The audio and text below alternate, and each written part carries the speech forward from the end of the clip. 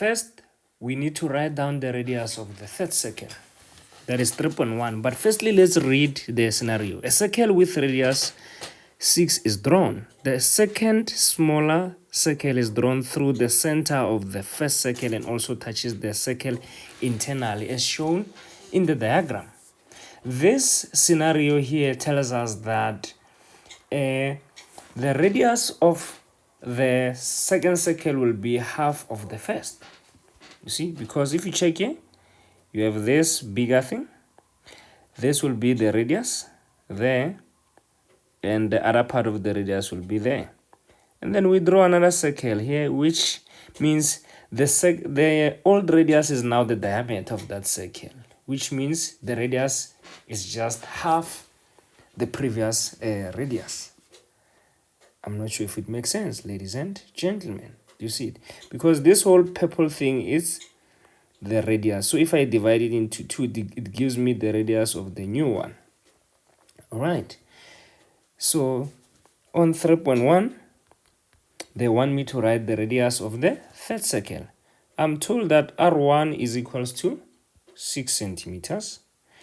R2 obviously would be 3 centimeters because I'll divide that by 2. R3, which is the third radius, will be 1.5 centimeters. And then I'm done with 3.1. Let's go to 3.2. On 3.2, they want us to calculate the sum of the areas of the first 10 circles. Okay? So we need to calculate the areas of the first 10 circles. Let's actually calculate the first few areas so it's easy to see the pattern. I'll say A1 for the area of the first circle, which is going to be pi times 6 squared. Remember the formula for areas is pi r squared. That will give us 36 pi. Area of the second circle will be pi 3 squared, which is 9 pi. Area of the third circle will be pi 1.5 squared, which is 2.25 pi if we press it on a calculator. All right. Now, if we check A2 over A1 will give us 9 pi over 36 pi, which is 1 over 4. Let's now check A3 over A2, which is going to be, A3 is 2.25 pi over A2 would be 9 pi. This is still 1 over 4.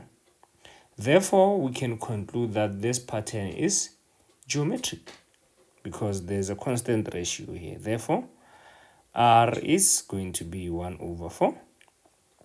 And we can now conclude that the first area will be our first term in the geometric pattern, which is 36 pi.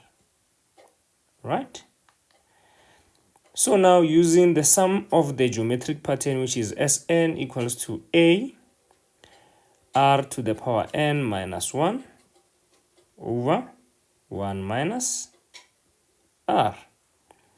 We are going to substitute to get S10. Remember, we're looking for the area of the 10 circles. S10 will be 36 pi, which is our A. And then our R is 1 over 4 to the power 10 minus 1 all over 1 minus 1 over 4. All right. And plugging that into the calculator, we get S10 equals to 48 pi, which simplifies to approximately 150.80. Don't forget the units, which is centimeter squared. And that is the answer for 3.2. The total area of the first 10 circles is about 150.80 centimeter squared. Nice and easy. Okay. So now, finally, which circle has a diameter of 3/128? That is the question. They want a circle that has a diameter of 3/128. Okay, 3.3.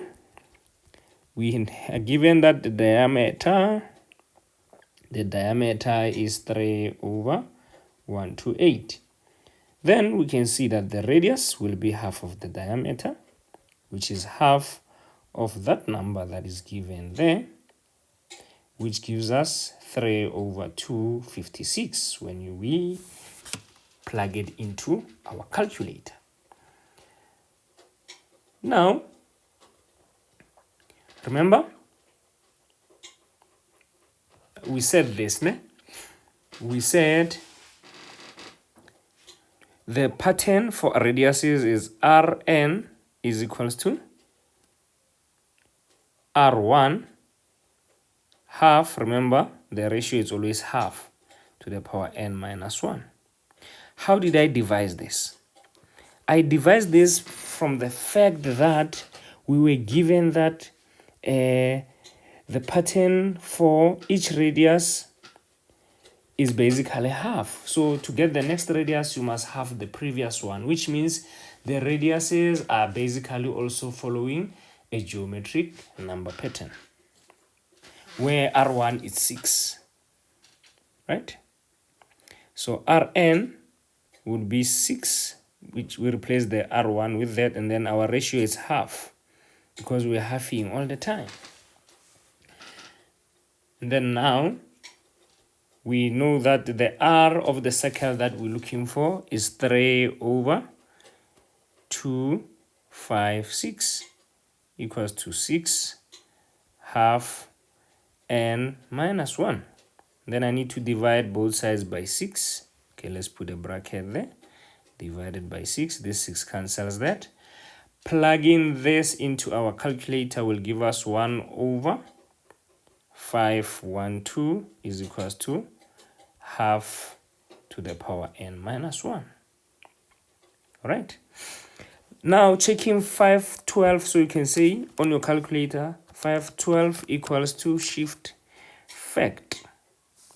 That gives you 1/2 to the power 9, which is equals to 1/2 to the power n minus 1. I'm going to take this up there, so it's going to be 2 to the power negative 9. Remember, when you change the denominator, the exponent changes the sign. Also here, I'm going to take, this is 2 to the power 1, I'm going to take it up. So it's going to be 2 to the negative 1 in bracket n minus 1. So we have 2 to the negative 9 is equals to 2. We FOIL the minus 1, so it's going to be minus n plus 1. Now, these guys can nicely drop. We left with minus 9 equals to minus n plus 1, which gives us n will be 9 plus 1, then n will be 10. Therefore, the 10th circle is the one that is going to have, therefore, the 10th circle will be the one with a diameter of 3/128 centimeters. And that's boom. That's how you conquer shrinking circles and geometric patterns like a pro. Keep practicing with the 2-in-1 Maths Plug, where maths becomes your bestie. Like, subscribe, and remember, maths never sleeps.